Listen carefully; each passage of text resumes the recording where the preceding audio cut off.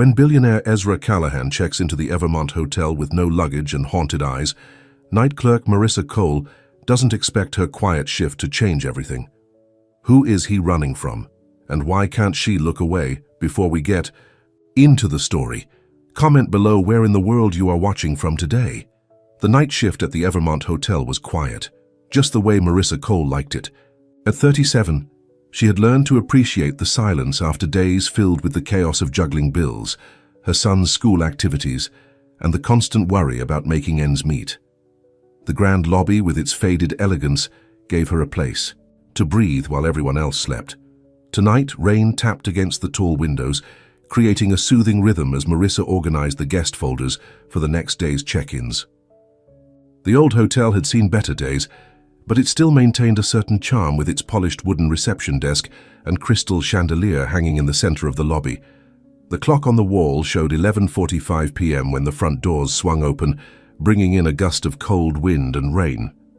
Marissa looked up, surprised to see anyone arriving this late. A man stood in the doorway, his expensive suit drenched, his dark hair plastered to his forehead. Even with the disheveled appearance, something about him commanded attention.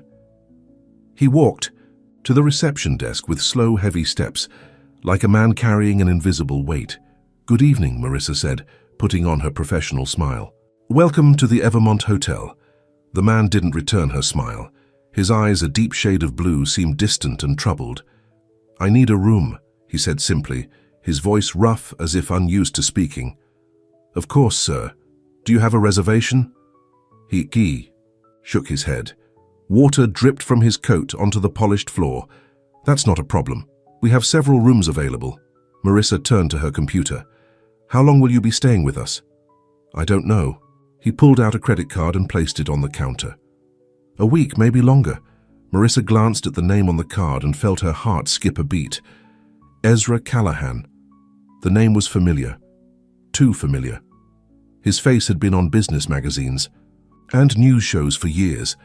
Ezra Callahan of Callahan Ventures, the billionaire who had built an empire from nothing. But the man standing before her looked nothing like those polished photos.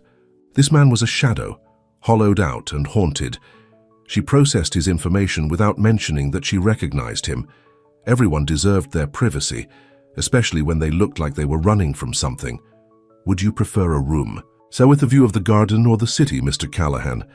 He seemed surprised by the question, as if such preferences were meaningless. "Whichever has fewer windows," he said. Marissa nodded, choosing not to comment on the unusual request. "Room 312 might suit you then. It's at the end of the hall, very quiet, with just one window overlooking the courtyard." "That's fine." He didn't ask about amenities or checkout times. As she handed him the key, their fingers brushed briefly. His were ice cold. "The elevator is just around the corner," she said. "Breakfast is served from 6 to 10 a.m. in the dining room, and room service is available until midnight." He nodded absently, taking the key. "Thank you." His eyes flickered to her name tag. "Marissa." The way he said her name, like he was testing how it felt on his tongue, made her cheeks warm unexpectedly. "Is there anything else you need, Mr. Callahan? Luggage to bring up?" He looked down at his empty hands as if just realizing he had arrived with nothing. "No, nothing." With that, he turned and walked toward the elevator, leaving a trail of water droplets on the marble floor. Marissa watched him go, wondering what could drive a man like Ezra Callahan to check into a modest hotel like the Evermont. With no luggage and no plan. The business world was brutal. She knew that much from the news. But something in his eyes spoke of a different kind of loss, something personal and raw. Not that it was any of her business. Her job was to check guests in, not pry into their lives. Still, as she wiped up the water from the floor, she couldn't help but wonder what story lay behind those troubled eyes. The next morning, Marissa hurried through her small apartment, helping her 10-year-old son get ready for school. "Mom, have you seen my science project?" Lucas asked, his dark hair sticking up in all directions despite her attempts to smooth it down. "Check under your bed," Marissa said, packing his lunch. "That's where you left it last night." Lucas disappeared into his room and returned moments later, holding a cardboard display about renewable energy, his face lit up with pride. Ms. Davis says I might win the science fair if I fix the solar. Panel part. Marissa smiled, her heart swelling at his enthusiasm. Lucas was smart, too smart sometimes, asking questions she couldn't always answer. He deserved more than their tiny apartment and her constant exhaustion. But he never complained, never asked for the things she couldn't give him. "You're going to knock their socks off," she said, handing him his lunch bag. "Mrs. Rodriguez is picking you up today, remember? I'll be home by the time you wake up tomorrow." Lucas nodded, his expression turning serious. "I know, Mom, I'll be good." She hugged him tight, inhaling the scent of his shampoo. "You're always good. That's not what I worry about." "Then what do you worry about?" he asked, looking up at her. With eyes so like his father's, it sometimes hurt to look at them. "That you'll grow up too fast and won't need your old mom anymore," she said lightly, brushing his cheek with her thumb. Lucas rolled his eyes in that dramatic way only pre-teens could master. "That's silly. I'll always need you." The simple statement warmed her through, chasing away some of the exhaustion from her double shift the day before. After Lucas left with their neighbor for school, Marissa fell into bed, setting her alarm for 9 p.m. As she drifted off to sleep, her mind wandered back to the strange guest from the night before. Ezra Callahan, with his haunted eyes and drenched suit, had seemed so out of place in the old hotel, like a ghost who had wandered in from another world. That night, the lobby was quiet again. Marissa sat at the front desk, a textbook open in front of her. She was taking online classes in business management, chipping away at a degree one class at a time. It was slow going, but someday she wouldn't have to work night shifts anymore. At just past midnight, the elevator doors opened, and Ezra Callahan stepped out. He was dressed more casually now, in dark jeans and a grey sweater that looked like it cost more than her monthly rent. He didn't acknowledge her as he crossed the lobby and settled into one of the armchairs near the unlit fireplace. He just sat there, staring at nothing, his hands clasped loosely in his lap. Marissa tried to focus on her reading, but her eyes kept drifting to the motionless figure in the corner. After half an hour, she stood and walked over to the fireplace. "Would you like me to light this?" she asked. "It gets chilly in here at night." He looked up, almost startled, as if he'd forgotten she was there. "If you want to." She knelt and arranged the logs, striking a match. The fire caught quickly, casting a warm glow across the lobby. "There, that's better." When she turned around, she found him watching her with an intensity that made her self-conscious.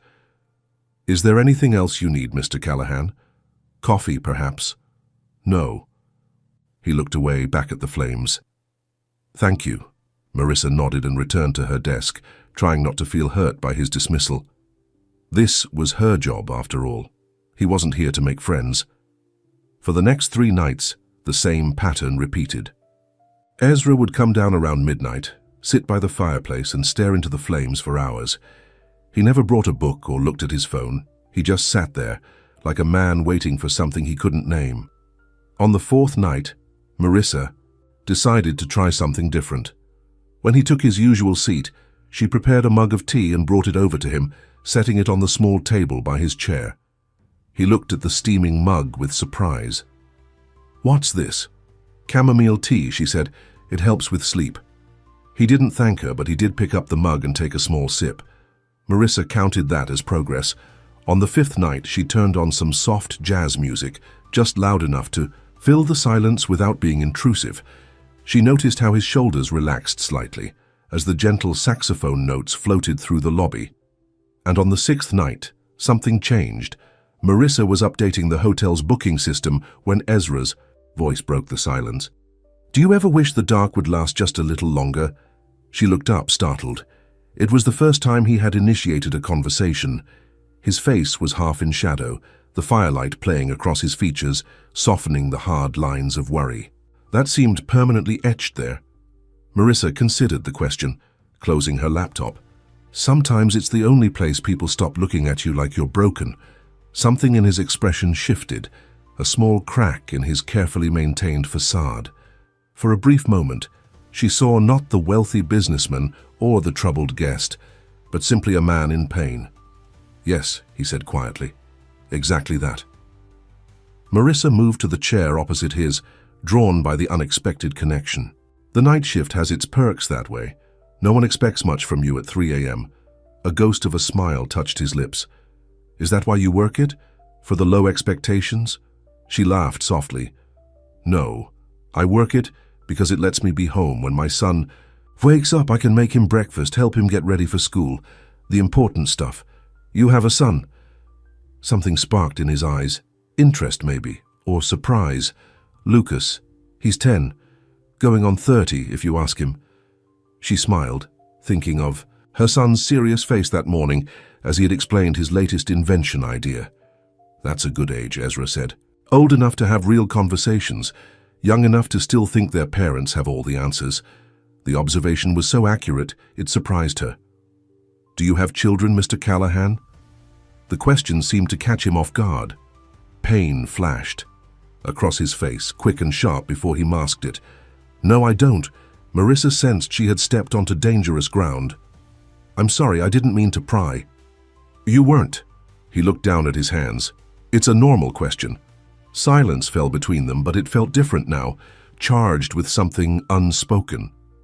Marissa stood, feeling she should give him space. I should get back to work. Ezra nodded, but as she turned to go, he spoke again. Thank you for the tea and the music.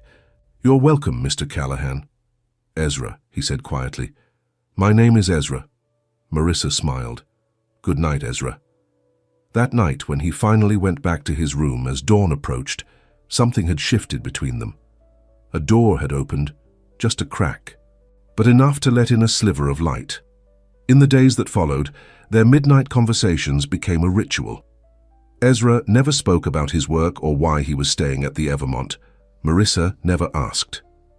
Instead, they talked about small things, books they had read, places they had seen, the changing seasons. Ezra didn't tell her who he was, though Marissa knew from the magazines and news reports. And strangely, it didn't matter. Here, in the quiet hours between midnight and dawn, he wasn't Ezra Callahan, CEO of Callahan Ventures. He was just Ezra, a man who liked his tea with honey and preferred classical music to jazz. One night, about 2 weeks after his arrival, Marissa's phone rang while Ezra was sitting in his usual spot. She answered quickly, recognizing Lucas's number. Mom? His voice was small and frightened. Lucas, what's wrong? Marissa's heart raced. Are you okay? I had the dream again, the one about Dad. Marissa closed her eyes, pain squeezing her chest. Oh, sweetheart, you're okay. It was just a dream. It felt real, Lucas said, his voice catching, like he was really there, and then he was gone again. No, honey. She kept her voice gentle, aware of Ezra watching her from across the lobby. Take a deep breath for me, okay? In through your nose, out through your mouth. She listened as Lucas followed her instructions, his breathing gradually slowing. That's it. You're doing great, she said. Now remember what we talked about. Your dad loved you very much, and he'd be so proud of the boy you're becoming. I wish I could remember him better, Lucas whispered. I know. Me too. Marissa swallowed hard. Why don't you turn on your star projector, the one we got for your birthday, and I'll stay on the phone until you fall asleep. True to her word, Marissa stayed on the line, humming softly until Lucas's breathing deepened into sleep. Only then did she hang up, wiping quickly at her eyes. When she looked up, Ezra was watching her with an expression she couldn't read. I'm sorry about that, she said. Lucas has nightmares sometimes. You speak to him like his soul is fragile, Ezra said, his voice rough with emotion. Like he matters. Marissa nodded, thrown by the intensity in his gaze. Because he does. Ezra looked away, but not before she caught the flash of emotion in his eyes. Your husband, he asked quietly. He died 6 years ago. Car accident. The words still hurt to say, even after all this time. Lucas was 4. He doesn't remember much, but the dreams come sometimes. I'm sorry. The words were simple, but his eyes held a depth of understanding that took her breath away. In that moment, Marissa realized that Ezra wasn't just listening to her words. He was hearing them, truly hearing them, in a way few people ever had, and something warm and unexpected bloomed in her chest, something she hadn't felt in a very long time. Hope. As the weeks passed, Ezra's presence at the Evermont Hotel became a fixture in Marissa's nights. Their conversations grew longer, deeper.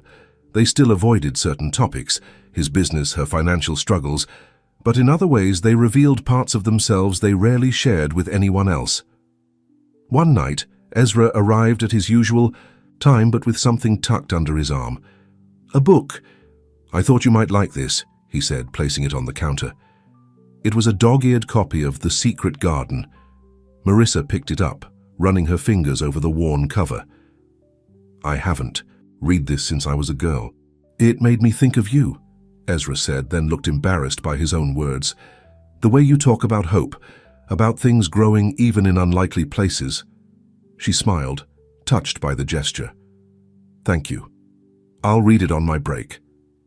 The next night, he brought another book, and then another. Soon it became their ritual, Ezra sharing pieces of himself through the stories he loved, and Marissa offering her thoughts when she finished them. During one of their late-night talks, Marissa found herself telling him about her dreams for Lucas. "He's always inventing things," she said with pride. "Last week he made a bird feeder that sorts seeds by size. Said different birds like different seeds." Ezra smiled, a real smile that reached his eyes. "He sounds like a remarkable boy. He is smarter than I'll ever be," she sighed. "I wish I could give him more, better schools, more opportunities." "You give him what matters," Ezra said quietly. "Time, attention, love."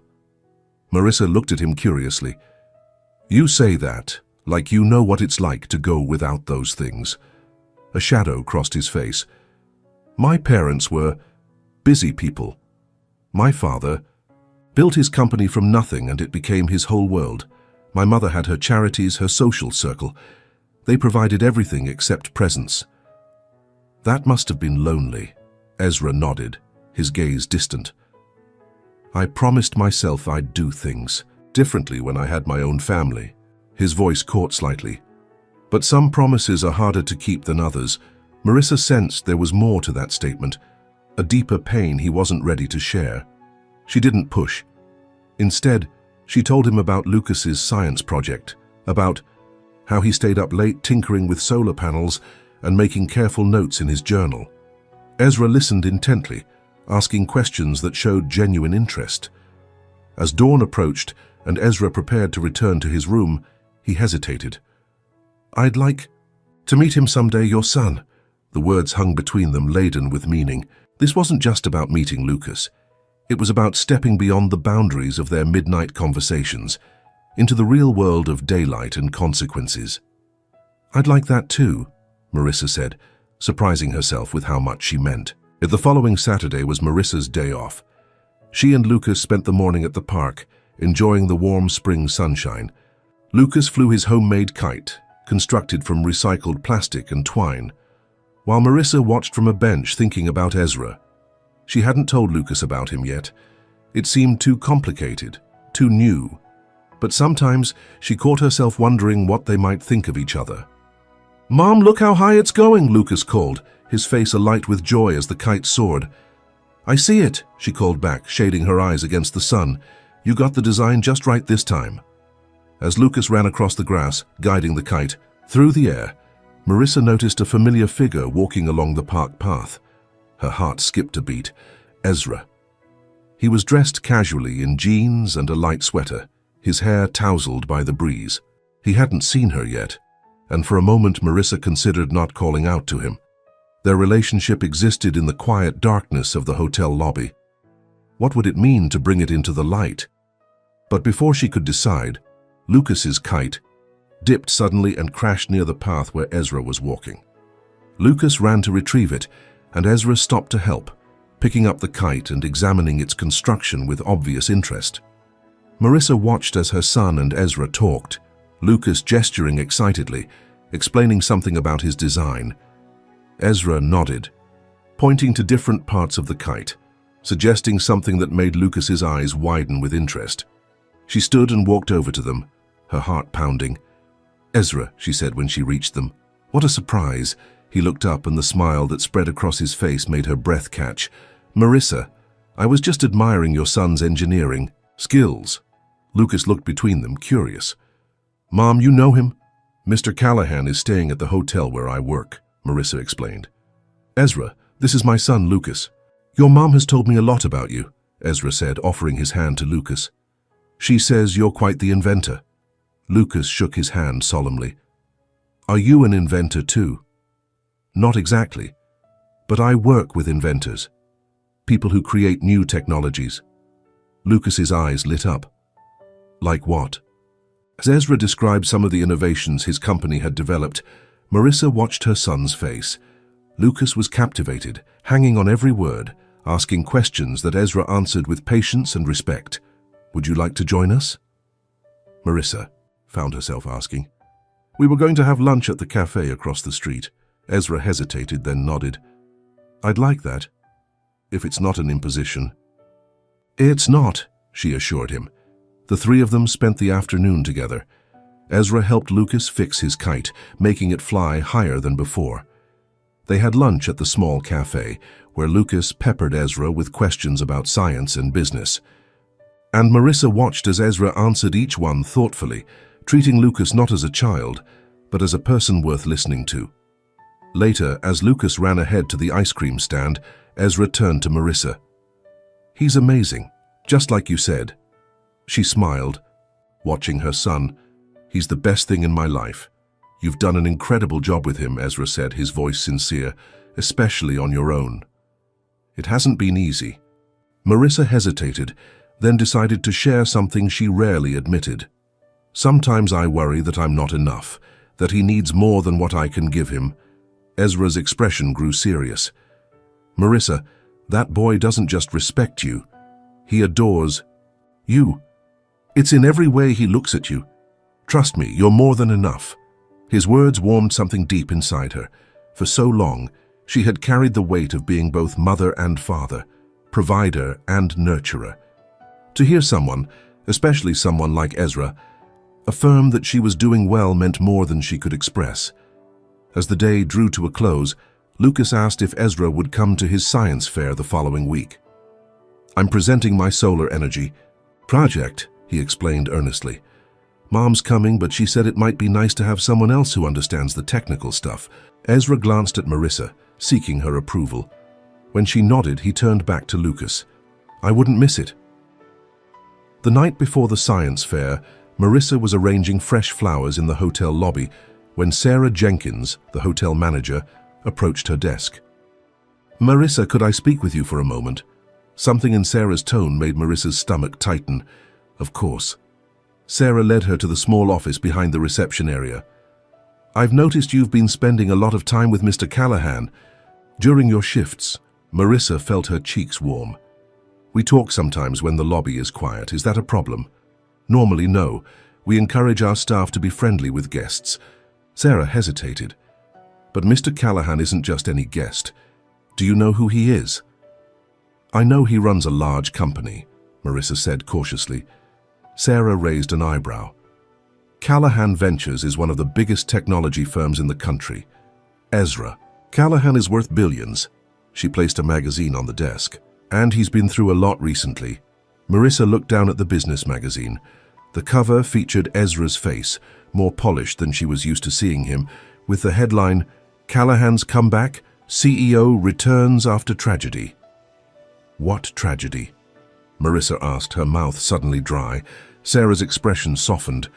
His wife and daughter died in a boating accident last year. He took a leave of absence from his company. There were rumors he might not come back at all. The revelation hit Marissa. Like a physical blow, a wife, a daughter, gone. No wonder his eyes held such pain. No wonder he sought the quiet darkness of the hotel lobby at night, when sleep wouldn't come. I didn't know, she said quietly. I'm not telling you this to upset you, Sarah said gently. But the Evermont has a reputation to maintain. Mr. Callahan chose our hotel for its discretion. If he wanted company, he could have stayed somewhere more lively. Are you asking me to stop talking to him? Marissa felt a flash of indignation. I'm asking you to remember your position, Sarah replied. You're here to provide a service, not personal connection. The words stung, but Marissa nodded. I understand. After Sarah left, Marissa sat alone in the office, trying to process what she'd learned. Ezra had lost his family. The pain she sometimes glimpsed in his eyes had a name, a source, and she had invited him into her life, into Lucas's life, without knowing any of it. That night, Ezra came down to the lobby at his usual time. He was dressed more formally than usual in a suit that reminded Marissa of the night he'd first arrived. "You look nice," she said, trying to keep her tone professional, aware of Sarah's warning. Ezra ran a hand through his hair, looking almost nervous. "I have a meeting tomorrow back at the office." "Oh." Marissa felt a twinge of disappointment. "Are you checking out?" "No," he said quickly.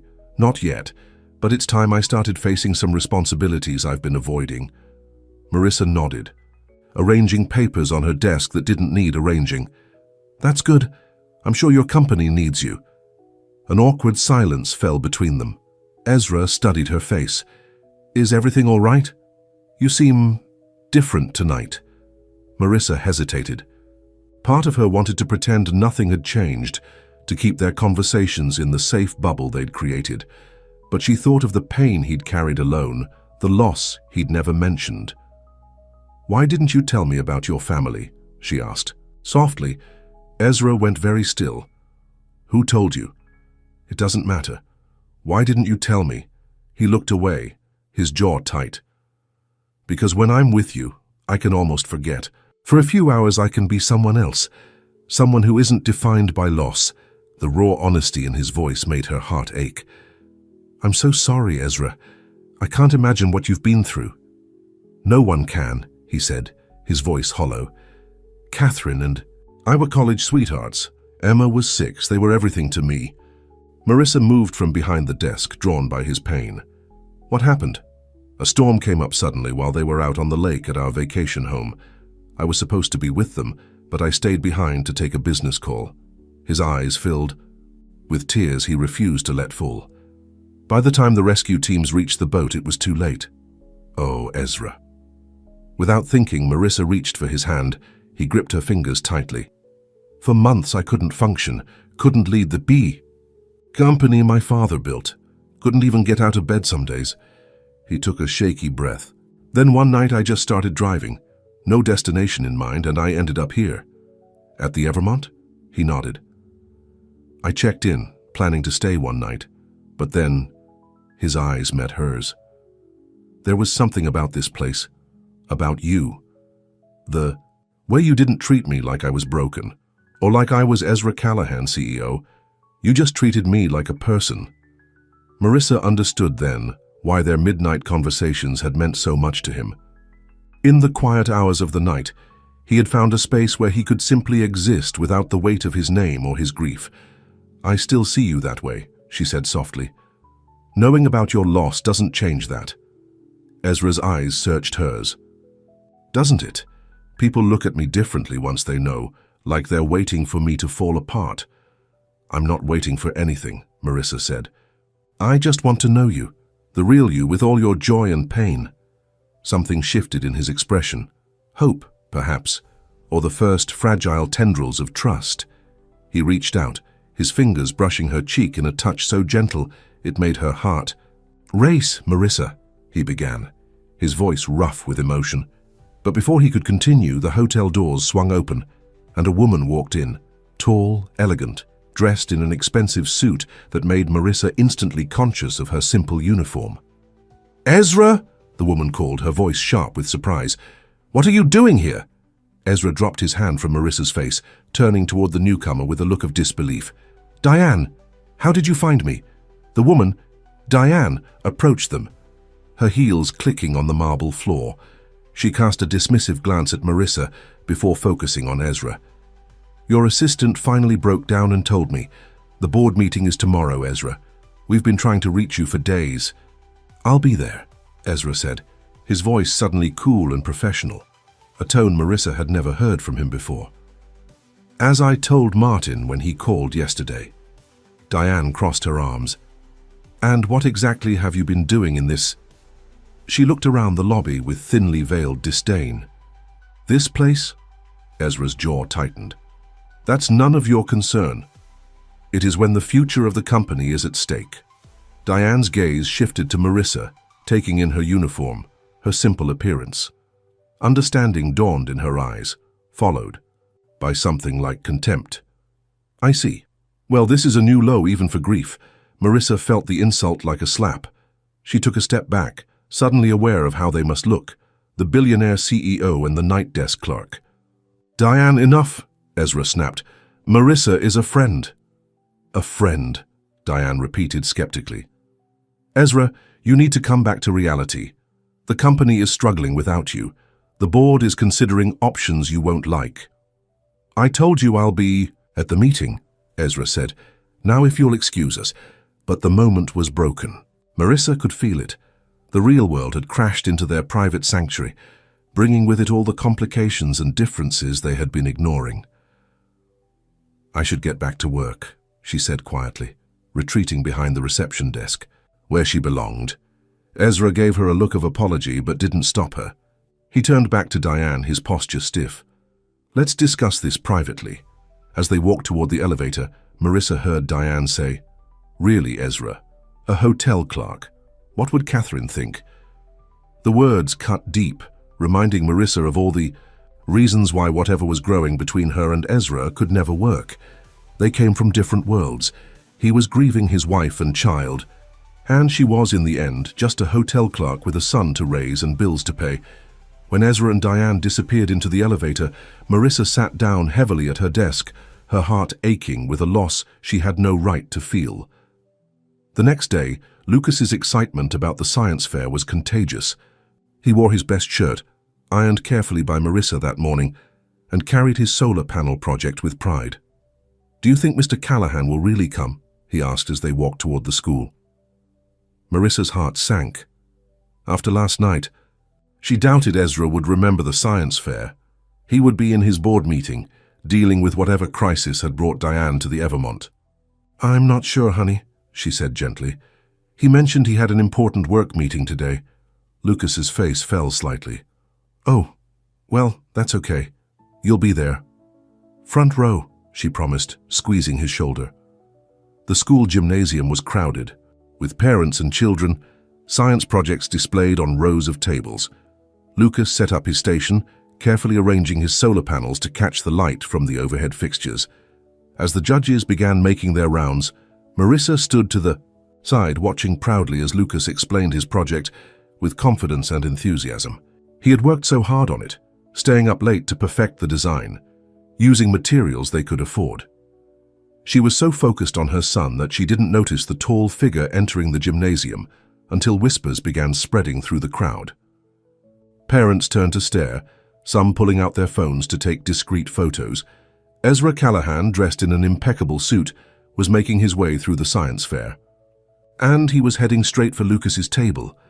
Marissa's heart pounded as Ezra approached them. He nodded to her with a warm smile, then turned his full attention to Lucas.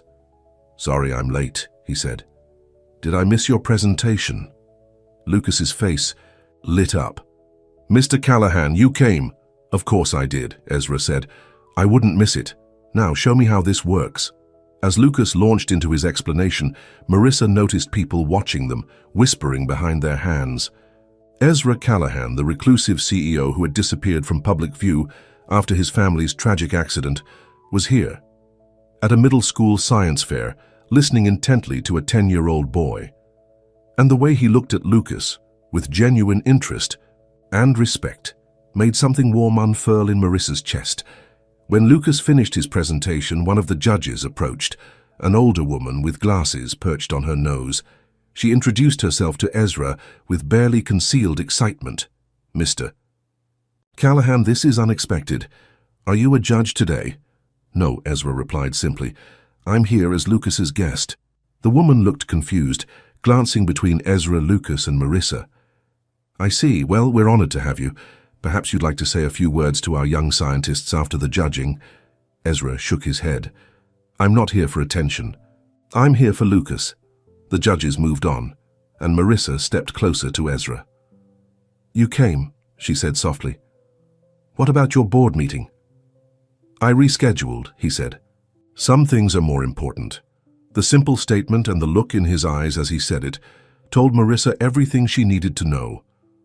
Whatever had happened after Diane's arrival last night, Ezra had made a choice, and he had chosen to be here with them. As the science fair continued, with Lucas proudly showing off his project to other students and parents, Ezra leaned close to Marissa. "I need to talk to you," he said quietly. "About last night. About Diane." Marissa nodded, her stomach tightening with anxiety. "Not here. Tonight," he said. "When your shift starts." Before she could respond, Lucas ran over, grabbing both their hands. "They're announcing the winners. Come on." They allowed themselves to be pulled to the front of the gymnasium. Marissa held her breath as the principal began reading names, starting with honorable mentions and working up to the top prizes. And first place in the Energy and Environment category goes to Lucas Cole for his adaptive solar energy collector. Lucas froze for a moment, disbelief on his face. Then he let out a whoop of joy, jumping up and down before running to accept his ribbon and certificate. Marissa felt tears well in her eyes as she watched her son receive his prize. He had worked so hard with so little, and he had succeeded. When Lucas returned, clutching his ribbon, he threw his arms around Marissa. "I won, Mom. I really won." "You did, sweetheart," she said, hugging him tightly. "I'm so proud of you." Then, to her surprise, Lucas turned and hugged Ezra too. "Thank you for coming," he said, his voice muffled against Ezra's suit jacket. Ezra looked stunned for a moment, then his arms came around Lucas, his expression softening into something that made Marissa's heart ache. "I wouldn't have missed it for the world." As they left the science fair, walking together through the school parking lot, Marissa felt a strange sense of rightness. The three of them together, celebrating Lucas's achievement. But she also felt fear, because whatever was growing between her and Ezra was becoming real, and real things could break. Tonight, she would hear what he had to say, and then she would have to decide whether to protect her heart and Lucas's, or take a chance on something. She had stopped believing in long-ago hope. That evening, Marissa arrived at the Evermont with a mixture of anticipation and dread. The lobby was unusually busy. A wedding party had checked in, filling the old hotel with laughter and chatter. She greeted the night manager, who looked relieved to see her. "Thank goodness you're here," he said. "It's been chaos since that magazine." "Article came out," Marissa frowned. "What magazine article?" He grabbed a copy of Business Weekly from under the counter and handed it to her. "This hit the stands this afternoon." Marissa's heart dropped as she saw the headline, "Callahan's Secret Hideaway, Billionaire CEO Found at Historic Hotel." Beneath it was a photo, grainy but recognizable, of Ezra walking into the Evermont. "There have been reporters calling all day," the manager said, "and photographers hanging around outside. Mrs. Jenkins is having a fit." Before Marissa could respond, Sarah Jenkins herself emerged from the office, her expression tight with stress. "Marissa, a word?" In the small office, Sarah didn't bother with pleasantries. "This situation has gotten out of hand. Mr. Callahan's presence was supposed to be discreet." "I had nothing to do with this article," Marissa said defensively. "Perhaps not directly," Sarah conceded. "But your friendship with him has been noticed. By staff, by guests. Word gets around." She pinched the bridge of her nose. "The Evermont has always prided itself on privacy. Our wealthy clients stay with us because we keep their secrets." "I've never told anyone who he is," Marissa insisted. "It doesn't matter now." Sarah looked tired. "The damage is done. We've had to hire extra security to keep the paparazzi away." Marissa felt sick. Had their public appearance at Lucas's science fair contributed to this? "What can I do?" "Keep your distance," Sarah said firmly. "Mr. Callahan is already dealing. With enough tragedy in his life, he doesn't need more complications." The word stung, but Marissa knew Sarah was right. She was a complication, one that Ezra might not need as he tried to rebuild his life. "I understand," she said quietly. "Good." Sarah's expression softened slightly. "You're a valuable employee, Marissa. I'd hate to lose you over this." The implied threat wasn't lost on Marissa. Her job, the stable income she needed for Lucas, for their tiny apartment, for his future, was at stake. When she returned to the front desk, The lobby had quieted. The wedding guests had moved to the hotel restaurant, leaving behind the faint scent of perfume and the echo of laughter. Marissa busied herself with paperwork, trying not to watch the elevator doors, trying not to hope that Ezra would appear. But as midnight approached, she found her eyes drawn to his usual chair by the fireplace. Empty. She told herself it was better this way. After the magazine article, after Sarah's warning, maybe Ezra had realized the same thing she had, that whatever was growing between them was impossible. At 12:30 a.m. her desk phone rang. Front desk, Marissa speaking. "It's Ezra." His voice was low, tense. "Can you come to room 312? Marissa hesitated. "I can't leave the desk unattended." "Please," he said, "it's important, 5 minutes." She glanced around the empty lobby. It was against protocol, but 5 minutes, she agreed. She took the service stairs to the 3rd floor, her heart pounding with each step. What did he want? To tell her? Was he leaving? Was this goodbye? When she reached 312, she straightened her uniform and knocked softly. Ezra opened the door immediately, as if he'd been waiting right behind it. He was dressed casually in a t-shirt and jeans, his hair slightly rumpled. The room behind him was dimly lit. "Thank you for coming," he said, stepping back to let her in. Marissa hesitated before entering. She'd never been in a guest's room during her shift. It felt like crossing a line. "I shouldn't be here," she said. "If anyone saw me, I know. I'm sorry." Ezra ran a hand through his hair. "But after that magazine article, I couldn't come downstairs. There are photographers watching." "The lobby," Marissa nodded, understanding. "I saw the article. I'm sorry, Ezra. This is exactly what you were trying to avoid. It's not your fault." He gestured to the sitting area of the suite. "Please sit, just for a minute." Marissa perched on the edge of an armchair, too nervous to relax. Ezra remained, standing, pacing slightly. "I had a long conversation with Diane yesterday," he began, "after the science fair." Marissa tensed, preparing herself for what was coming. Diane, with her elegant clothes and shared history with Ezra, represented everything Marissa wasn't. "She's been running the company in my absence," Ezra continued, "keeping things afloat. But there's a faction on the board that wants to take Callahan Ventures in a new direction. They're using my grief as an excuse to push me out." "That's terrible," Marissa said sincerely. Despite her complicated feelings about Ezra's business life, she knew how much the company meant to him. It was his father's legacy. "I've been hiding," Ezra admitted, "using my pain as a reason to abdicate my responsibilities.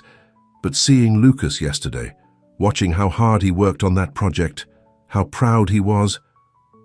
He looked at her with intense eyes. "It reminded me that life goes on, that we have to keep trying, keep building. Even after loss." Marissa felt a lump form in her throat. "Lucas has that effect on people." "It's not just Lucas," Ezra said softly. "It's you too. The way you've rebuilt your life after losing your husband.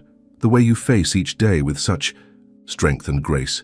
Heat rose to Marissa's cheeks. "I didn't have a choice." "We always have choices," Ezra said. "I chose to hide. You chose to live." He moved closer, sitting on the coffee table directly in front of her. "You've shown me how to start living again, Marissa." His words made her heart race, but fear tempered her response. "Ezra, we come from different worlds. You're rebuilding a billion-dollar company. I'm trying to keep my job at this hotel. Do you think I care about that?" he asked, genuine confusion in his voice. "Maybe not now," Marissa said. "But eventually you'll return to your real life, board meetings and charity galas and people like Diane. And I'll still be here, working the night shift." Ezra reached for her hands holding them in his. "What if I told you I don't want to go back to that life, at least not the way it was before?" Marissa looked down at their joined hands. "What do you mean?" "I've been thinking a lot about what matters, about what Catherine would have wanted for me." His voice grew rough with emotion. "She wouldn't have wanted me to stop living, to stop caring, to hide away in grief forever." "Of course not," Marissa said gently. "When I'm with you and Lucas, I feel like myself again. Not Ezra Callahan, CEO. Not the man who lost his family, just me." He squeezed her hands. "I don't want to lose that feeling." Before Marissa could respond, her phone buzzed. the alarm she'd set to remind herself to return to the desk. "I have to go back," she said reluctantly. "I've already been gone too long." Ezra nodded, releasing her hands. "Will you meet me tomorrow after your shift? There's something I want to show you." Despite all her reservations, Marissa found herself nodding. "Where?" "The cafe across from the park. 7:30? "Okay," she agreed, standing to leave. "Ezra, whatever you're thinking, just meet me," he said. "Please?" She nodded again and slipped out the door, her thoughts in turmoil as she returned to the front desk. Marissa barely slept the next day. Her conversation with Ezra kept replaying in her mind as she tossed and turned. What did he want to show her? And why did it feel like she was standing on the edge of a cliff, about to take a step that would change everything? At 7:30, after dropping Lucas at his friend's house for a sleepover, she entered the cafe. Ezra was already there, in a quiet corner booth. He stood when he saw her, a warm smile lighting his face. "You came," he said, as if he'd been afraid she wouldn't. "I said I would." Marissa slid into the booth across from him. "What's this about, Ezra?" Instead of answering, he placed a folder on the table between them. "Open it." Curious, Marissa flipped open the folder. Inside were architectural drawings, detailed plans for what looked like a large building with multiple wings. She frowned, not understanding. "What is this?" "The Callahan Innovation Center for Young Minds," Ezra said, his eyes bright with enthusiasm. "A place where kids like Lucas can explore science and technology with resources they might not have at home or school." Marissa's eyes widened as she flipped through the plans. There were laboratories, workshop spaces, a library, even an observatory. "This is amazing," she said. "Where is it going to be built?" "Right here," Ezra said, "in this community, where Lucas and other kids who don't have access to expensive private schools can use it." Marissa looked up at him, realization dawning. "This is because of Lucas's science project." Ezra nodded. "Partly. Seeing how much he accomplished with limited resources made me think about all the other kids out there, with brilliant minds and big dreams, but without the tools they need." He leaned forward, his passion evident. Callahan Ventures has always focused on adult innovators, but the real future lies with children like Lucas. Marissa was touched by his vision, by how deeply he had been affected by her son. But she still didn't understand why he was sharing this with her. "It's a wonderful idea," she said. "Lucas will be thrilled when it opens." "I want you to help me build it," Ezra said. Marissa blinked in surprise. "Me? How?" "I need someone who understands what kids like Lucas need. Someone with vision, with heart." He reached across the table, taking her hand. "I want you to run it, Marissa." She stared at him, speechless. "But I don't have the qualifications. I never even finished my business degree." "You have something more important than degrees," Ezra said. "You have insight, compassion, and you know firsthand the difference opportunities like this can make in a child's life." Marissa's mind raced with the possibilities. Running a center like this would mean no more night shifts, no more struggling to make ends meet. It would mean being able to give Lucas the opportunities she'd always dreamed of for him. But doubt crept in. Is this just because of what's happening between us?" Ezra's expression grew serious. "This isn't about us, Marissa.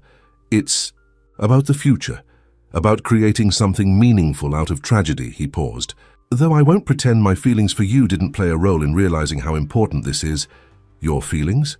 Marissa's heart skipped a beat. Ezra's gaze softened. "I think you know how I feel about you. How could I not fall for someone who showed me how to live again?" Before Marissa could respond, the cafe door opened with a bang. A man with a camera rushed in, followed by another with a notepad. "Mr. Callahan, is it true you're stepping down as CEO?" the reporter called out. Ezra's face darkened. "How did they find us?" More reporters appeared at the windows, cameras flashing. Marissa felt exposed, vulnerable under their curious stares. "We need to go," Ezra said, throwing some bills on the table and gathering the folder. "My car's out back." They slipped through the kitchen, apologizing to the startled staff, and out. The service entrance. Ezra's car, a sleek, understated sedan, was parked in the alley. Once they were safely inside, doors locked against the pursuing reporters, Ezra turned to her with an apologetic look. "I'm sorry about that. The press has been relentless since that magazine article." "It's okay," Marissa said, though her heart was pounding. "But this is what I meant, Ezra. This is your world now. Reporters and headlines and people watching your every move." Ezra started the car, pulling out of the alley. "Where can I take you? Your apartment?" Marissa hesitated. "No, I don't want them following us there. Lucas doesn't need that." Ezra nodded, understanding. "My house, then. It has security gates. They can't get in." The idea of going to Ezra's home, the place he had shared with Catherine and Emma, made Marissa nervous, but she nodded her agreement. As they drove through the city and into the upscale suburbs beyond, Marissa watched the neighborhoods change from modest apartment buildings to increasingly lavish homes. Finally, Ezra turned down a private road and stopped at a gate, punching in a code. The gate swung open to reveal a stunning property, not the ostentatious mansion Marissa had expected, but a beautiful modern home nestled among trees, with sweeping views of the lake beyond. "This is where you live?" she asked as they drove up the winding driveway. "This is one of my homes," Ezra admitted. "I haven't been here much since the accident. It was our favorite place, Catherine, Emma, and mine." Marissa felt like an intruder. "Ezra, are you sure about this? Being here must be painful for you." He parked in front of the house and turned to face her. "It was for a long time, but maybe that's part of healing. Reclaiming the places that hold our memories, making new ones alongside them." Inside, the house was warm and inviting, with large windows overlooking the lake. It was tastefully furnished, but had a lived-in feel. A child's drawing framed on the wall, family photos on shelves, a row of colorful mugs hanging in the kitchen. Ezra showed her to the living room, where a floor-to-ceiling bookshelf took up one wall. "Make yourself comfortable. I'll make some coffee." While he was in the kitchen, Marissa found herself drawn to the photographs. Catherine had been beautiful, blonde and elegant with a warm smile. And Emma, with her father's dark hair and her mother's eyes, looked like a happy, creative child. There were photos of the three of them sailing, hiking, building a snowman, a family, a real family that had been shattered by tragedy. "What am I doing here?" Marissa thought suddenly. This man had a full life, a family he loved, and now he was offering her a job, talking about feelings. Was it real? Or was she just a distraction from his grief? When Ezra returned with 2 mugs of coffee, he found her standing before the photos, her expression troubled. "They were my whole world," he said quietly, handing her a mug. "I can see that," Marissa replied. "They were beautiful." "Yes." Ezra looked at the photos with a sad smile. "Catherine would have liked you. You have her practical nature, her kindness." Marissa took a sip of coffee, not knowing how to respond. "I'm not trying to replace her, Ezra. I couldn't." "I know that," he said gently. No one could replace Catherine or Emma. He set his mug down and turned to face her fully. "But that doesn't mean there isn't room in my heart for something new. Something different, but equally precious." His words touched something deep inside her, but fear held her back. "This is all happening so fast. The job offer, these feelings."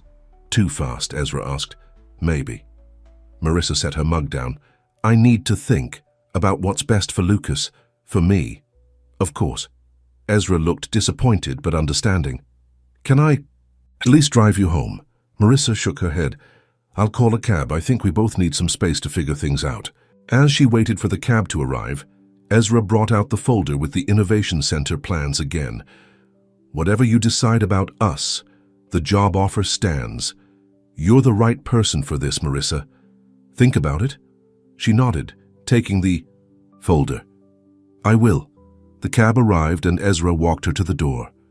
Before she left, he took her hand. "Marissa, I want you to know something. Meeting you, getting to know Lucas, it's helped me find my way back to life. Whatever happens next, I'll always be grateful for that." Tears pricked her eyes. "You've helped us too, Ezra. More than you know."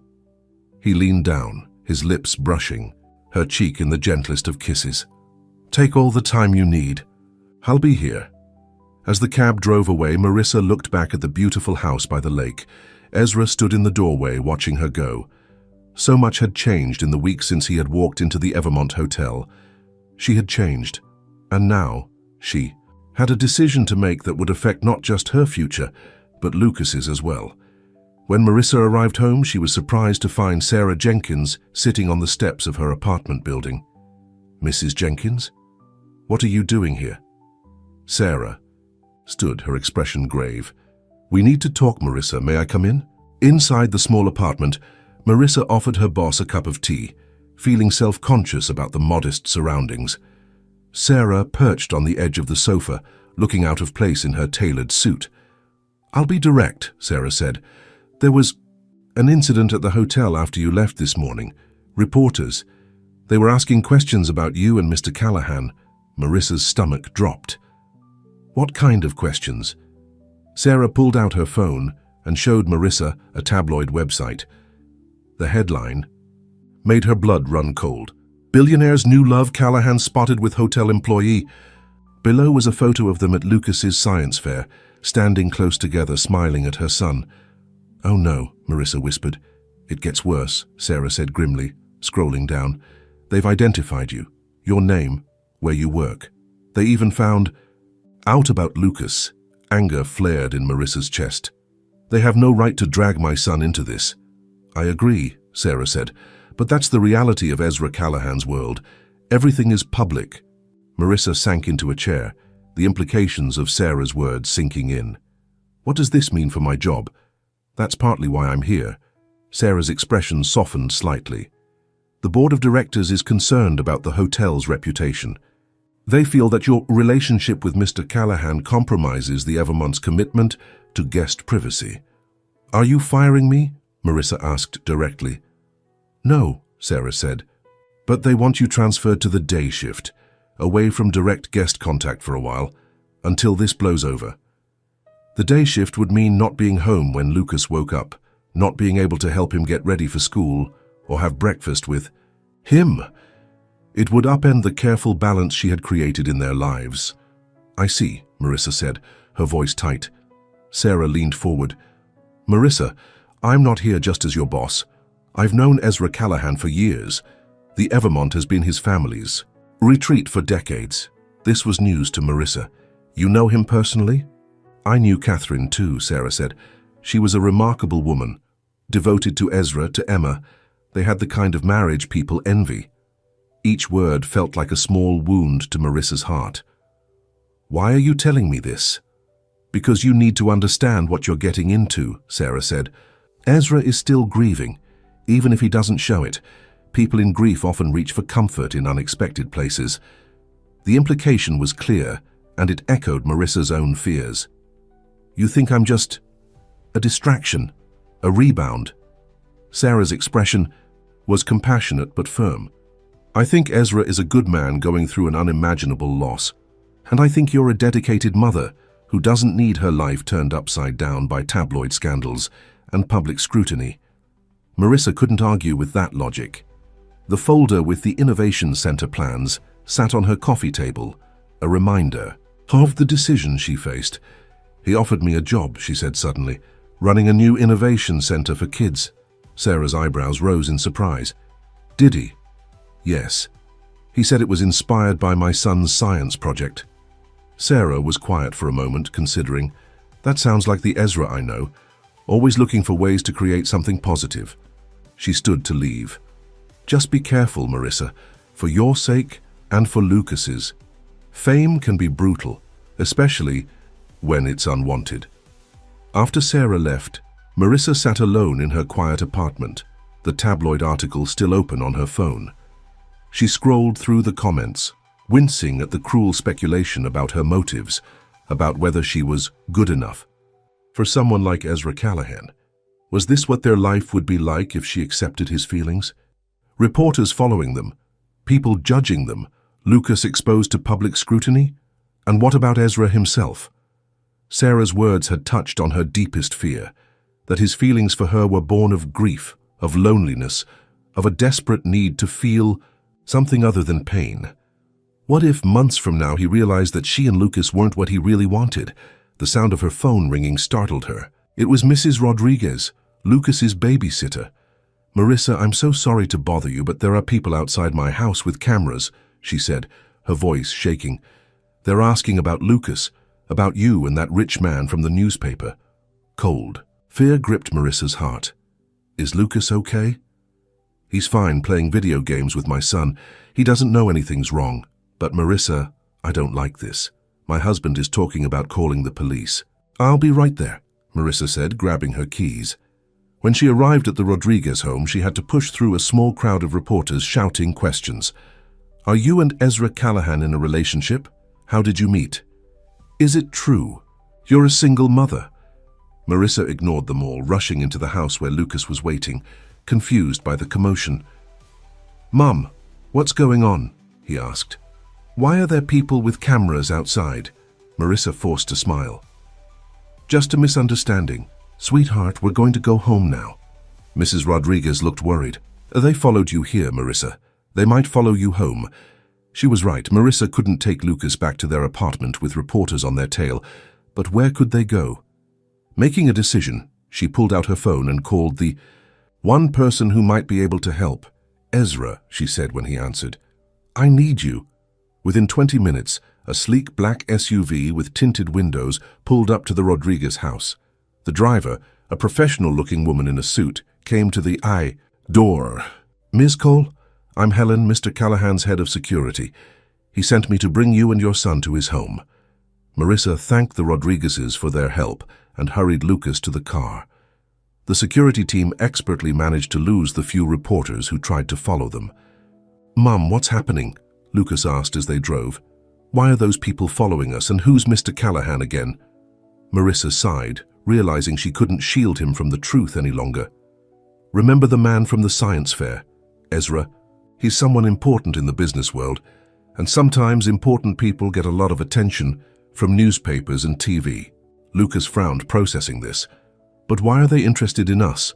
Because Ezra and I have become friends, Marissa said carefully. And some people think that's news. That's stupid, Lucas declared with the straightforward logic of a 10-year-old. Marissa laughed despite her stress. Yes, it is. When they arrived at Ezra's lakeside home, he was waiting at the door. His face showed relief when he saw them, but concern quickly followed as he noticed Lucas's confused expression and Marissa's tense posture. Are you both okay? He asked, leading them inside. We're fine, Marissa assured him. Just shaken up.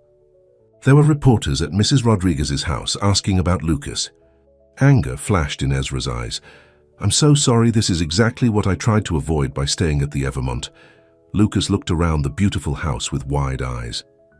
Wow, your house is awesome. Ezra smiled at him. Thank you, Lucas.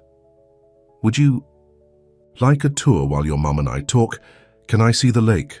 Lucas asked eagerly. Helen can show you the boathouse, Ezra said, nodding to his security chief. If that's okay with your mum. Marissa nodded, and Lucas followed Helen outside, excitement temporarily overriding his confusion about the situation. When they were alone, Ezra turned to Marissa. Tell me what happened. She explained about the tabloid article, Sarah's visit, and the reporters who had tracked down Mrs. Rodriguez's house. This is my fault, Ezra said, running a hand through his hair. I should have been more careful. After Catherine and Emma, the press has been obsessed with my personal life. It's not your fault, Marissa said. Neither of us expected this.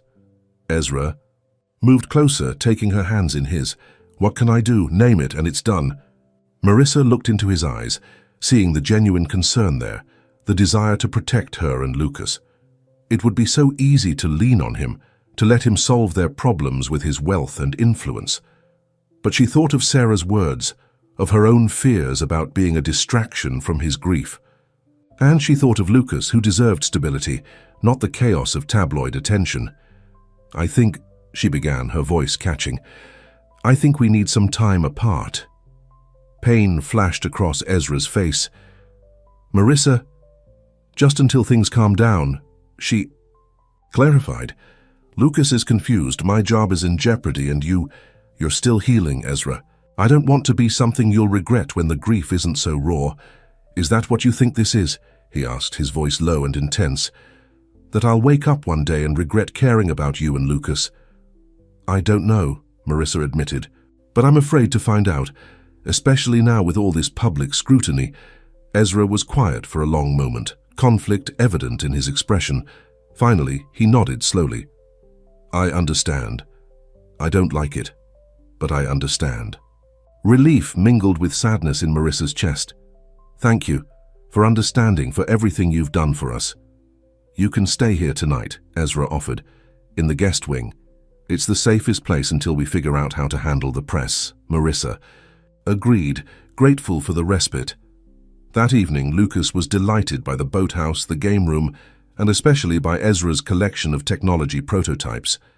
The two of them spent hours discussing inventions and innovations, while Marissa watched from a distance, her heart aching at how easily they connected. Later, after Lucas had gone to bed in one of the guest rooms, Marissa found Ezra on the deck, overlooking the lake. The moon cast a silver path across the dark water. He's asleep, she said, joining him at the railing. Finally, it's been an exciting day for him despite everything. He's an extraordinary boy, Ezra said. You've done an amazing job with him, Marissa. Thank you.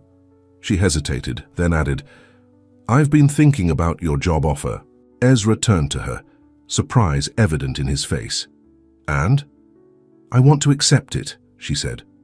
Not because of us, but because it's a wonderful opportunity, for me and for kids like Lucas. A smile spread across Ezra's face, genuine and warm. I'm glad. The center needs someone like you at its heart. But, Marissa continued, I think we should keep our professional and personal lives separate, at least for now. The smile faded slightly, but Ezra nodded. If that's what you need, then that's how it will be, business only. They stood in silence for a moment, the weight of unspoken feelings hanging between them. Will you still be at the Evermont when we leave tomorrow? Marissa asked. Ezra shook his head. No, it's time for me to go back to my real life, to face the board, to take responsibility for the company. His words echoed what she had said earlier about him returning to his real world, leaving her behind. But now with the job offer, with everything that had happened, the future seemed less certain, less defined by the boundaries she had imagined. Good luck, she said softly. With the board, with everything. Thank you. He turned to face her, fully. Marissa, I know you need time, space. I respect that. But I want you to know something. What? She asked, her heart beating faster at the intensity in his gaze. What I feel for you, it's not grief or loneliness or a distraction from pain. His voice was steady, certain. It's real, and it's not going away just because we're taking a step back. Marissa wanted to believe him, wanted to trust that the connection between them was strong enough to withstand time, distance, and public scrutiny. Let's see, she said gently. Let's give it time. Ezra nodded, accepting her caution. Time and space, you'll have both, but when you're ready, if you're ever ready, I'll be here. The promise in his words, in his eyes, made her breath catch. For a moment, she allowed herself to imagine a future where they could build something together, not replacing what he had lost, but creating something new, something that honored the past while embracing what might be. Good night, Ezra, she said, turning to go. Good night, Marissa, he replied. Sweet dreams. As she walked back to the guest wing, Marissa felt both the weight of separation and the lightness of possibility. Tomorrow, they would go their separate ways, she to her apartment, he to his company, but the connection between them remained, a fragile thread that could either snap under pressure or strengthen with time. Only time would tell which it would be. 3 months passed. Summer faded into autumn, painting the trees around the city in brilliant shades of red and gold. For Marissa, life had changed in ways she could never have imagined when Ezra Callahan first walked into the Evermont Hotel. She had left her night shift job and was now fully immersed in planning the Callahan Innovation Center. Ezra had provided an office in one of his company buildings downtown, along with a team of architects, educators, and technology experts to support her vision. The work was challenging, but fulfilling. For the first time in years, Marissa felt like she was using all of her talents, her organizational skills, her understanding of children like Lucas, her ability to bridge different perspectives. Lucas was thriving too. With Marissa's new salary, they had moved to a larger apartment in a better school district. He had joined a science club and made new friends who shared his passion for invention. But despite these positive changes, Marissa felt a lingering emptiness. She and Ezra maintained a strictly professional relationship. Their interactions were limited to weekly meetings about the Innovation Center, always with other team members present. He was unfailingly polite, respectful of the boundaries she had set. But she missed their midnight conversations, the way his eyes lit up when he talked about books he loved, the gentle way he listened to Lucas's ideas. The tabloid interest had eventually faded, as Ezra had predicted. Without new photos or gossip to fuel speculation, the press had moved on to other stories. Ezra had returned to his role as CEO of Callahan Ventures, and according to Business News, the company was thriving under his renewed leadership. On a crisp October morning, Marissa arrived at her office to find an invitation on her desk. The Callahan Foundation was hosting its annual charity gala the following weekend, and she was invited, not just as a guest, but to speak about the Innovation Center. Her first instinct was to decline. The gala would be filled with wealthy donors, business leaders and society figures, Ezra's world, not hers. But the center needed funding, and this was an opportunity to generate support from people with resources to help.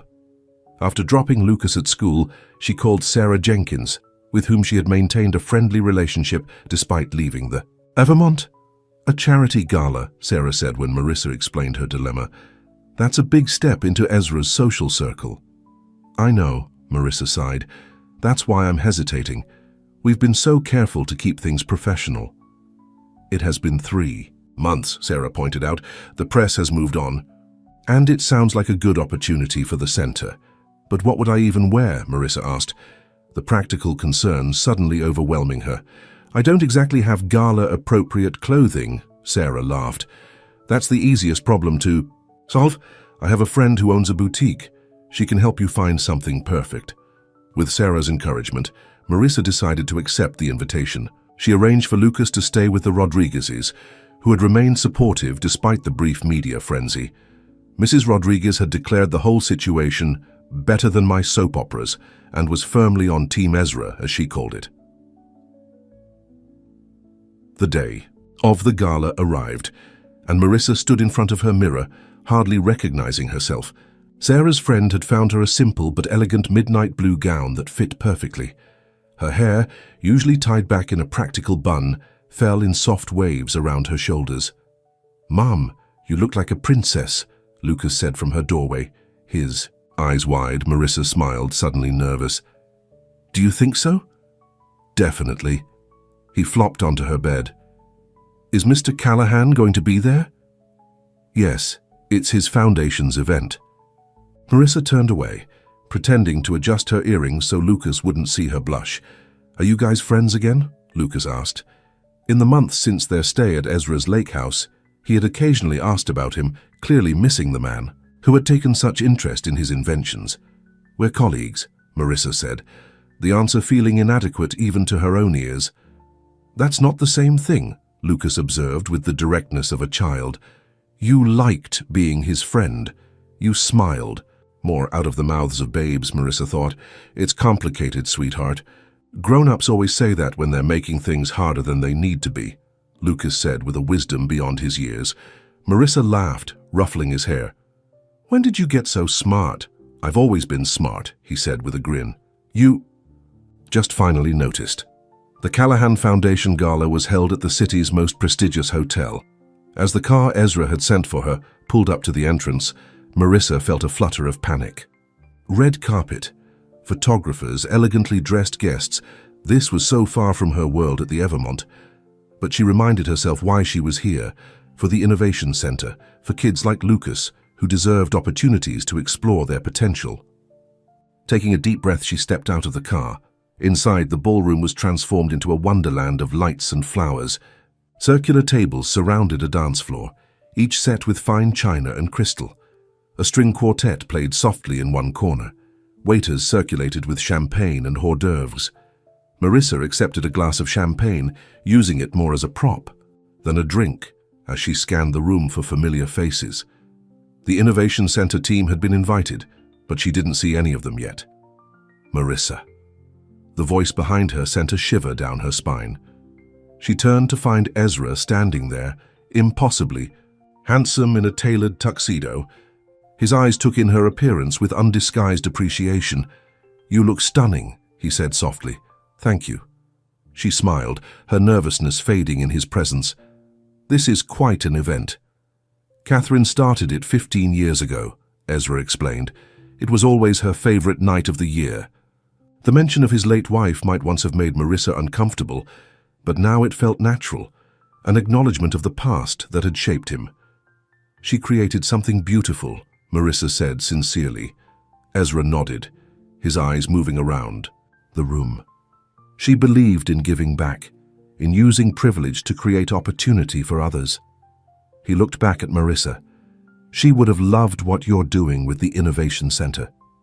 Before Marissa could respond, they were interrupted by a tall, elegant woman who placed a familiar hand on Ezra's arm. "Ezra, the Hendersons are asking about you," she said, before noticing Marissa. "Oh, I'm sorry. I didn't mean to interrupt." "Not at all," Ezra said smoothly. "Diane, I'd like you to meet Marissa Cole, the director of our new Innovation Center. Marissa, this is Diane Reynolds, our CFO." Marissa recognized her as the woman who had appeared at the Evermont that night, looking at her with disdain. But Diane's expression now was politely curious rather than dismissive. "So you're the one Ezra won't stop talking about," Diane said, offering her hand. "The Innovation Center sounds fascinating." "Thank you," Marissa replied, surprised by the warm reception. "It's an exciting project. I'll let you two catch up," Diane said to Ezra. "But don't forget the Hendersons. They're looking to make a significant donation tonight." As Diane walked away, Marissa raised an eyebrow at Ezra. "Won't stop talking about me?" A hint of color touched his cheeks. "Diane exaggerates," Marissa smiled, enjoying his slight discomfort. "The same Diane who looked at me like I was something." She'd stepped in at the Evermont. "She was worried about me then," Ezra admitted. "Everyone was. I wasn't in a good place. And now," his eyes met hers, serious and sincere, "now I'm finding my way forward. Thanks in part to you." The moment stretched between them, full of unspoken feelings. Then Ezra gestured toward the ballroom. "Let me introduce you to some people before your speech. There are several donors who are particularly interested in educational initiatives." For the next hour, Ezra guided Marissa through the crowd, introducing her to business leaders, philanthropists, and educators. She was struck by how different he seemed in this setting, confident, charismatic, but also genuine. This was his element, but he made sure she felt included, highlighting her vision for the center in every conversation. Finally, it was time for her speech. Ezra took the stage first, welcoming everyone and speaking briefly about the Foundation's work over the past year. Then he introduced Marissa with a warmth that made her blush. "When I first conceived of the Innovation Center," he said, "I knew we needed someone special to lead it, someone with not just intelligence and organizational skills, but heart. Someone who truly understands what children need to flourish. In Marissa Cole, we found that person." As Marissa took the stage, the spotlight momentarily blinding her, she felt a surge of gratitude for how far she had come from those quiet nights at the Evermont desk. She spoke from the heart about the center's mission, about creating opportunities for children from all backgrounds to explore science and technology. She told them about Lucas and his solar panel project, about how many other children had brilliant ideas but lacked resources to develop them. The audience responded with enthusiastic applause. As she left the stage, Ezra was waiting with a proud smile. "That was perfect," he said. "You've won them over completely." The rest of the evening was a whirlwind. Donors approached her with offers of support, educators asked about collaboration opportunities, and technology companies suggested partnerships. By the time the dancing began, Marissa was exhausted but exhilarated. She was speaking with a university professor about STEM programs, when she felt a light touch on her elbow. Ezra stood beside her, looking somewhat apologetic for the interruption. "Would you do me the honor of a dance?" he asked. Marissa hesitated. Dancing seemed more personal than their carefully maintained professional relationship allowed. But tonight felt different, a celebration of what they had built together, if not as friends or something more than as colleagues with a shared vision. "I'd like that," she said, excusing herself from the conversation. Ezra led her to the dance floor where other couples were swaying to the string quartet's music. His hand rested lightly at her waist, the other holding hers with gentle firmness. They moved together easily, as if they had danced 100 times before. "You've made quite an impression tonight," Ezra said. "3 major donors have already committed to funding specific programs at the center." "That's wonderful," Marissa said, genuinely pleased. "It's all happening so fast, sometimes I can hardly believe it." "Believe it," Ezra said. "You've earned this, Marissa. The center will be extraordinary because of your vision." She looked up at him, touched by his faith in her. "Thank you for the opportunity, for believing in me when I didn't fully believe in myself." His eyes softened. "There's something special about you, Marissa Cole. I recognized it that first night at the Evermont." The music slowed, and other couples moved closer. Ezra's hand pressed slightly more firmly against her back, not pulling her closer but offering the possibility. "How is Lucas?" he asked. "He's good," Marissa said, smiling at the thought of her son. "Loving his new school. He asks about you sometimes." "Does he?" Ezra looked pleased. "I miss him, his enthusiasm, his curiosity." "He misses you too," Marissa admitted. A comfortable silence fell between them as they continued dancing. Marissa was acutely aware of his nearness, of the subtle scent of his cologne, of how natural it felt to be in his arms. "Marissa," Ezra said, finally, his voice low, "these past 3 months respecting your wishes for space, it's been harder than I expected." Her heart quickened. "For me too," she confessed. "Really?" Hope flashed in his eyes. "Yes." Now that she had started, the words came more easily. "I miss our conversations, the way you listen when I talk about Lucas, your book recommendations." Ezra's smile was gentle.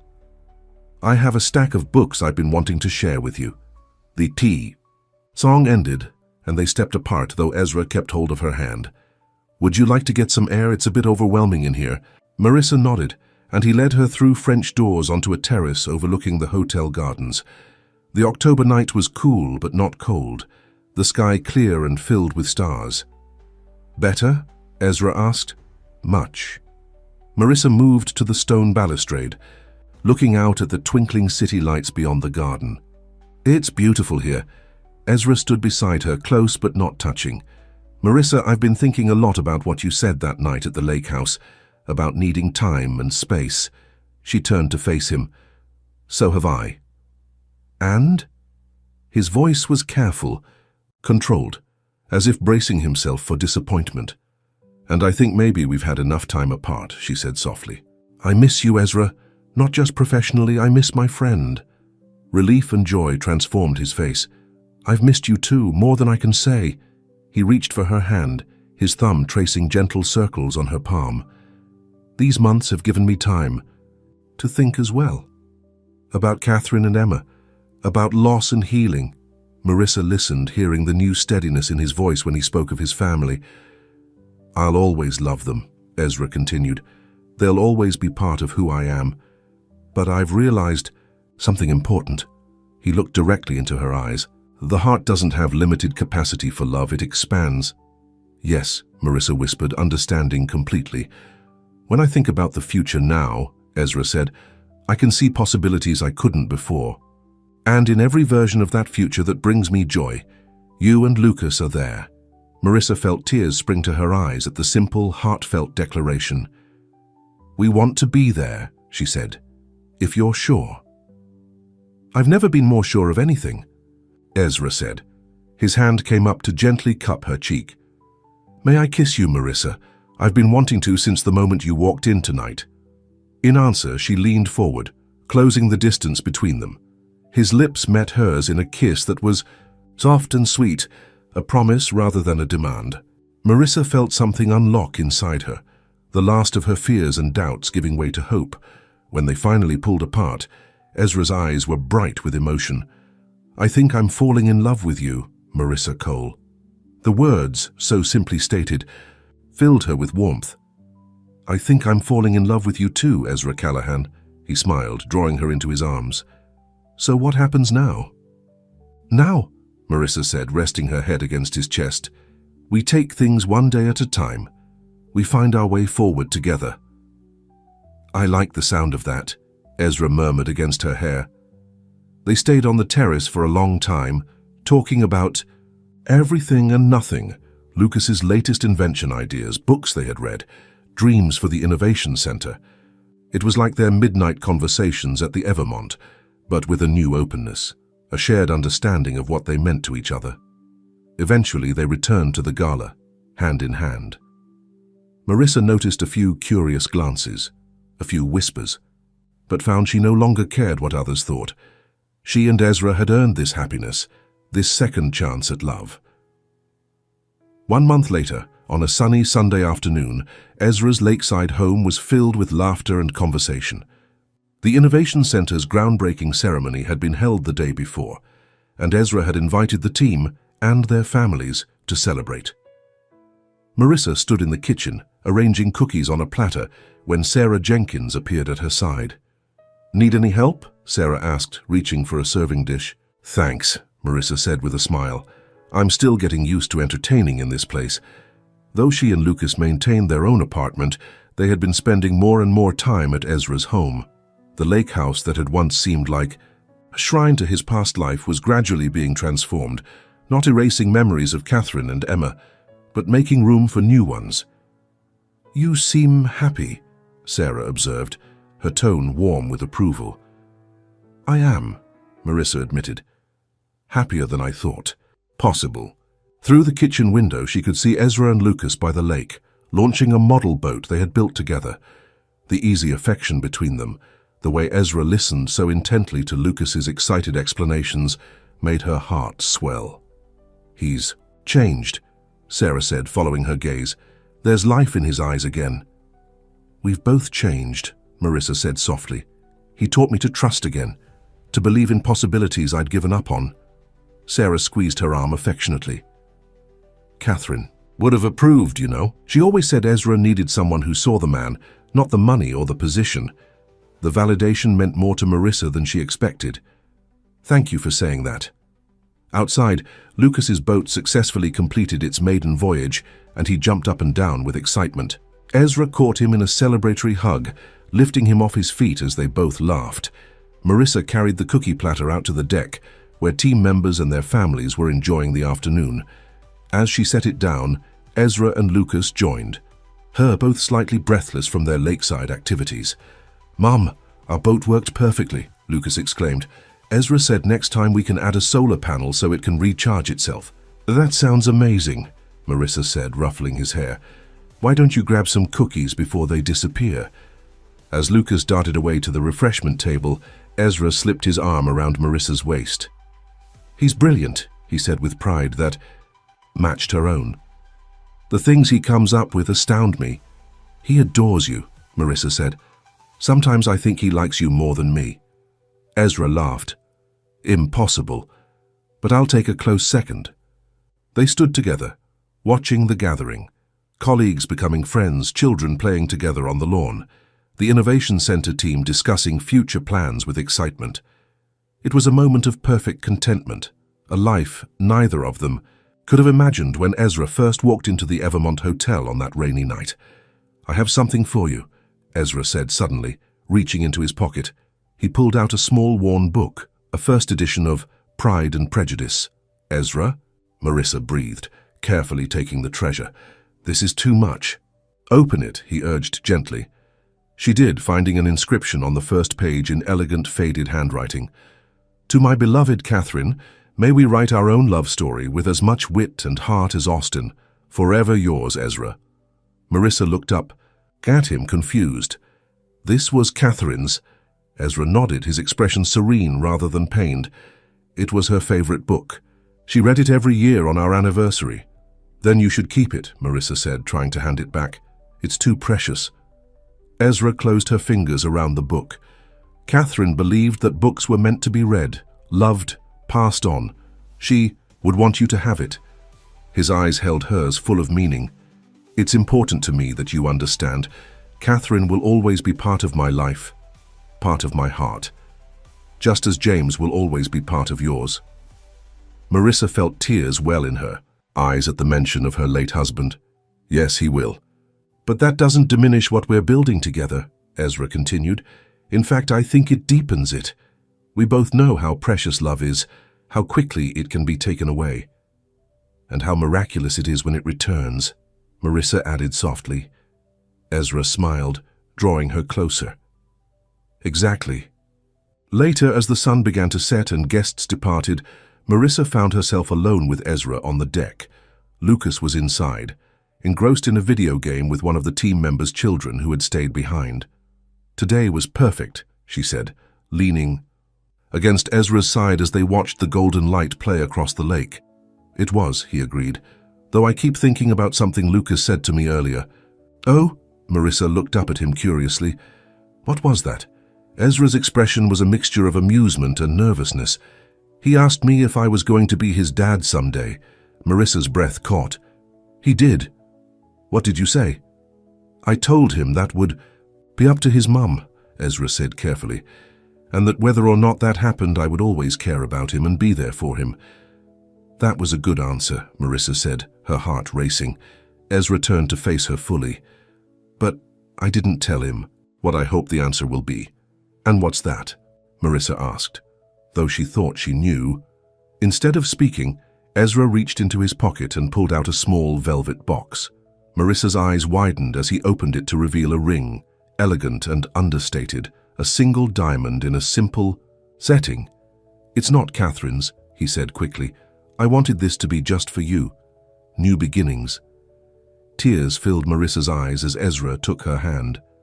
Marissa Cole, you brought light back into my life when I thought the darkness would last forever.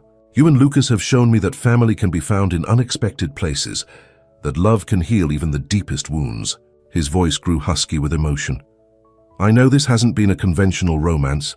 We've had our share of complications and misunderstandings, but I know with absolute certainty that I want to spend the rest of my life with you. Will you marry me? Marissa looked into his eyes and saw their future reflected there. Not perfect, perhaps, but real and true and filled with possibility. Yes, she said, her voice clear and certain. Yes, I'll marry you. Ezra slipped the ring onto her finger, then drew her into a kiss that felt like coming home. When they finally parted, both a little breathless, Marissa laughed softly. Lucas is going to be unbearably smug about this, she said. He's been dropping hints for weeks. Smart kid, Ezra said with a grin. Takes after his mother. From inside the house came Lucas's voice, calling for them. Mom, Ezra, come see what Jake and I built. Hand in hand, they turned toward the house, toward Lucas, toward their future together. The past would always be part of them, Catherine and Emma, James, but it no longer defined them. What defined them now was the family they were building, the love they had found when neither was looking for it. As they stepped inside, Marissa glanced back at the lake one last time. The last rays of sunlight glittered on the water like promises waiting to be kept, and for the first time in a very long time, she knew without doubt that the best was yet to come. In the months that followed, the Callahan Innovation Center took shape, rising from empty land into a building filled with possibility. Marissa and Ezra were married in a simple ceremony by the lake, with Lucas serving proudly as best man, and the Evermont Hotel where their story began became the site of the Innovation Center's first fundraising gala. As Marissa stood in the familiar lobby, now transformed with flowers and lights, she thought about how much had changed since that rainy night when a grieving man had checked in with no luggage and no hope. Life's greatest gifts, she had learned, often came disguised as ordinary moments, a cup of tea offered in kindness, a shared conversation in the quiet hours of night, a hand reaching out when it was most needed. And sometimes, if you were brave enough to open your heart, even after it had been broken, you might find that the night shift, those dark hours that seemed endless, was simply the beginning of a new day, a new life, a new love, the end.